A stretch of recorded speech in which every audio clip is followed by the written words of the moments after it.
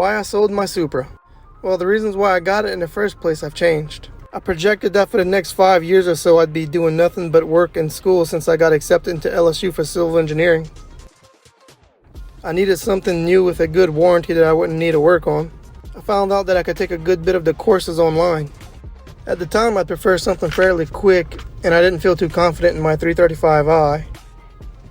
And I traded my extremely reliable Nissan hardbody already. Damn, that is nice. Extremely reliable. Again, at the time, a Supra seemed like it'd be a good daily driver, something to take to the track occasionally, and go to car shows. Plus, I really wanted a Supra. I was looking for a reason to get one. I had no regrets getting it. It is absolutely one of my favorites.